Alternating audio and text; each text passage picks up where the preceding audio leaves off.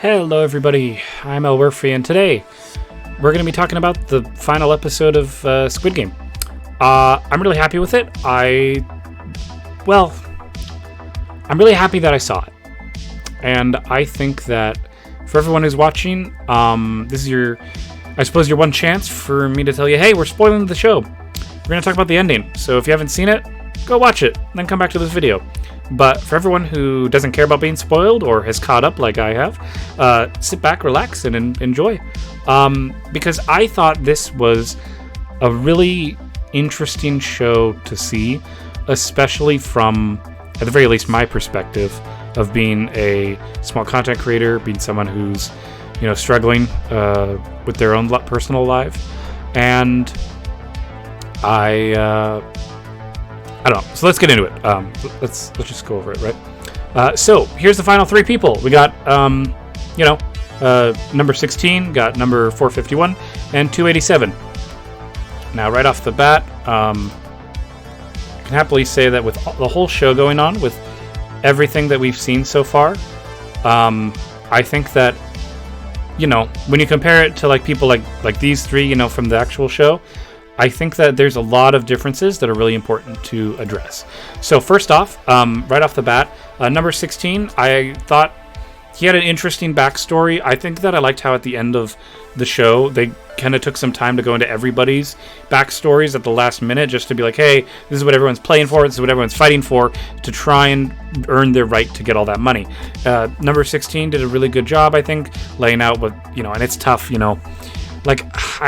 I'll admit, I cannot relate to his situation, but I think that losing your family is something that will never be something anyone can fully recover from.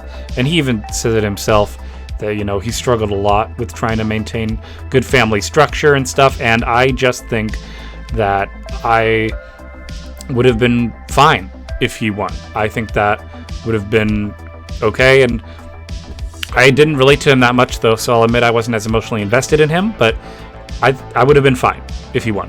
Same goes for 451 here.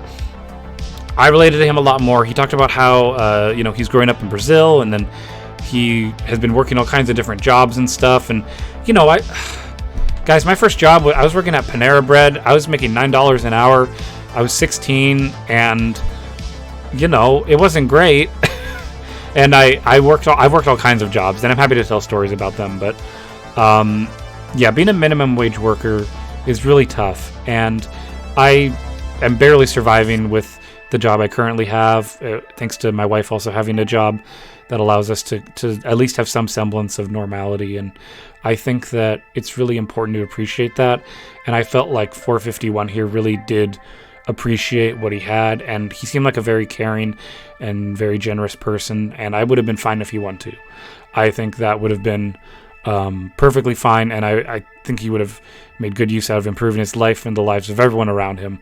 I truly believe he had a good heart, and I think it looked like he had fun during the Squid Games the whole time. Like, he seemed to be enjoying himself. And then we get to my 287, the one who got rid of Ashley. Well, not literally, Phil got rid of Ashley, but she's the one who called her out and certainly put her in the spotlight for what she did to Trey. I feel like we got to see through the editing of Netflix the most of a journey here. We got to relate to it the most. We got to see the experience of my, first off, starting out being selfish, kind of like being in the shadows, playing the social game. And then, man, I'm telling you, when she watched TJ fall, I think that was the moment that she had a change of heart and truly wanted to be a better team player because of the values that he taught her. And she saw that being a team player is valuable because it got TJ to where he was, even though he did ultimately make the ultimate sacrifice by being the number one jersey.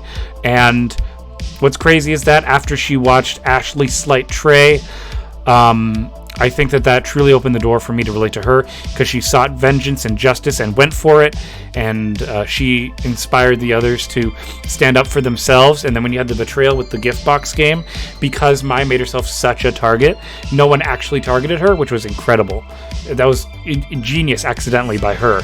And then, of course, Phil was smart, and he was able to get rid of Ashley, which we all appreciate him for.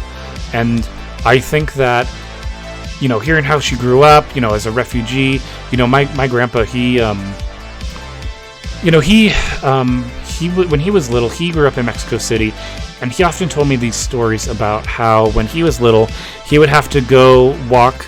I don't remember how many miles it was, but at least a couple miles, I think, or maybe a couple blocks. Again, I don't quite remember, but I know he had to walk pretty far in order to go into town to go get milk, and he would have this empty bucket that he'd walk with him. He'd walk by himself, while his family was working, because he was the oldest of 8, and he would go get milk from wherever they were selling milk, and he'd carry this heavy bucket of milk all the way back to the house to give, to provide milk for the family, because of course, in Mexico, the water's not very good there, so milk would be the next best thing you could get, especially when you don't have a lot of money, And I don't know, that story of perseverance and that drive, and the fact that, like, my grandpa, he came to the country and then he studied really hard, and he ended up becoming a doctor. And I don't know, that story, I just really, like, that story has always stayed with me. And when I heard my story about how she was a refugee and how she came over and just all the different interviews, I really did feel like I could connect with her a lot. Just because it reminded me of my grandpa, and I was really happy that she won. But here's the thing. I don't like how they did the show. So, despite everything I just said, the ending finale was terrible because it came down to games of chance. No skill involved at all. I mean, like, really, there was no skill. So, there you have that scene, from the show where they have they're all in the suits and they're eating their yummy food.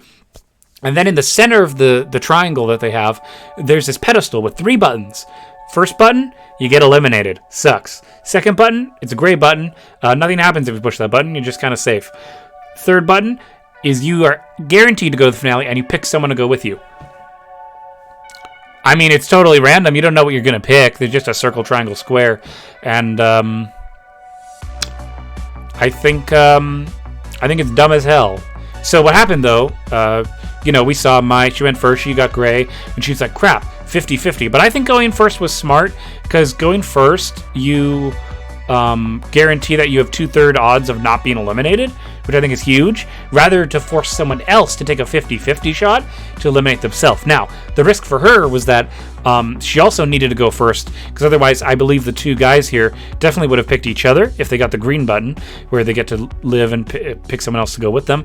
So I think Mai did the right thing. Even though she didn't guarantee her safety, she made it harder for the other 2 guys to team up, which I think was huge, and I think that was the main reason why she made it into the finale. But oh my god, I mean, that was bad, but the finale was just terrible. It's rock, paper, scissors over and over until somebody happens to find this, like, key in, like, a pile to open a door to win. Because, like, they do this thing where, like, they show the grid and they show, ooh, there's the sports. And I wanted a physical kind of Squid Game thing, right? Is it just me? I wanted them to do more. Now, obviously, we gotta be safe. We don't want anyone getting hurt. But, like, come on. Like, don't we want, some more action, some more intense stuff? You could get some good editing stuff, Netflix. Not saying they have to touch each other, it doesn't have to be contact, but you can at least try and play the game, because remember, it's like one person's attack, one person's defense. They go at it, but in this one they go rock, paper, scissors, shoot, and then you just see what happens and hope that you pick the right key out of a box. So it's random chance. It's total random chance. Now, Mai had better odds because she was, I guess, had some sort of mental thing going on with Phillips where she could, like, kind of tell his vibe and, like, his patterns. So she was winning a lot more of those keys. So it makes sense that she won, because just statistically she had more odds to get the right key. But I mean, Phil could have won. Like, it's so random. I don't know. I really felt like we should have gotten more, especially for the season finale of a show that's had mostly physical competitions and mostly been really interesting. And every time I have felt disappointed in this game, it's when it's come to random chance. And they did that again. Like, I don't get it. Like, they have all this money, and everyone understands that the main Squid Games are the games people want to see. Nobody gives a damn about the voting or the social dynamics. Like, that's interesting, I guess, but, like, I'm not here to watch Big Brother. I'm here to watch people be cutthroat and play good games. I think that was my issue with the show, is that the social aspects, while they're important, those social aspects are supposed to be, like, interesting to watch, and then when you go into the games, you see how those social interactions affect the gameplay. But in this one, the game was the social game, in a sense, and that sucks. That totally takes away, in my opinion, the point of the Squid Games. The point of the Squid Games is that you have a damn good challenge, and you go against a lot of competitive people to see who can do the best. But like, it was so random. I don't know. I mean, what do you guys think? Do you guys agree? Like, I don't know. I just feel like they could have done a lot more, and I think that we kind of got cheated out of possibly a really epic finale. And I understand, look, remember, in the finale of the real show, it was two similarly sized, similarly aged men, and it was pretty much a fair fight in the Squid Game thing. But that's just the thing, though. This was a young guy versus an older woman, and probably it would have been a little sad to watch this young guy go much faster and easily win. So I understand why they had to do maybe something less physical, but I think that you could have done something. You could have done like, I don't know, like running back and forth. I don't know. Like, I'm not the one who has to make these ideas up, but just something more than rock, paper, scissors. Something that's not random. They could have done like throwing a coin. They could have done like literally anything else, and I probably would have been more happy with it. Just doing rock, paper, scissors is just super lame, because I feel like there's a lot more creative things we could have seen, especially for the finale of your show. I don't know. It really bugs me. I think that's why I'm still upset about it. But hey, look, you know, don't get me wrong. They all played a great game. They all were doing a good job. I'm happy, I guess, with it. I'm glad I watched it. I'm certainly feel satisfied with it, and hopefully you guys do too. I don't know. I'm not trying to be too negative, but you know, it's tough when like you go in, you're watching the show, and you kind of try and relate to people, but I don't know. I get maybe I'm feeling this way because I'm jealous. I mean, I won't lie. God, I mean, if I would never be able to win this game, by the way, but man, if I was able to win that, not only would it change my life, it would change my wife's life, it would change our parents, and you know, maybe we'd even be more set up to have a kid one day. That'd be cool.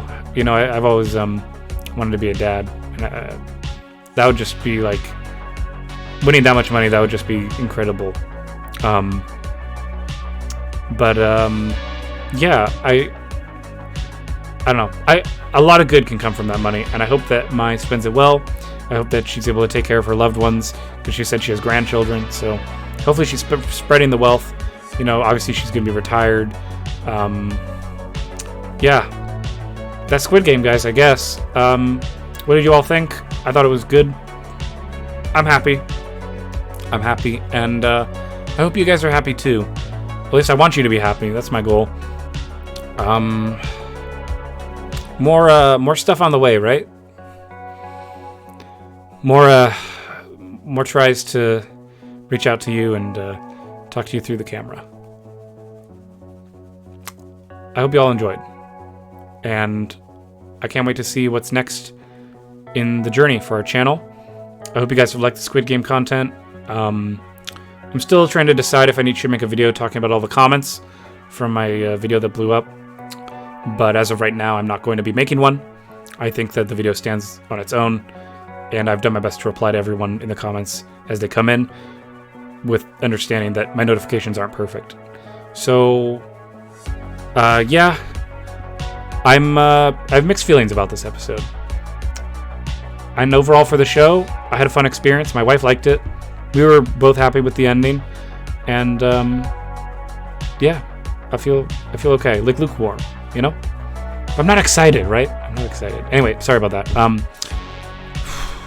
Yeah, I'm Elwirfy, and I guess I'll see you all next time. Please come back.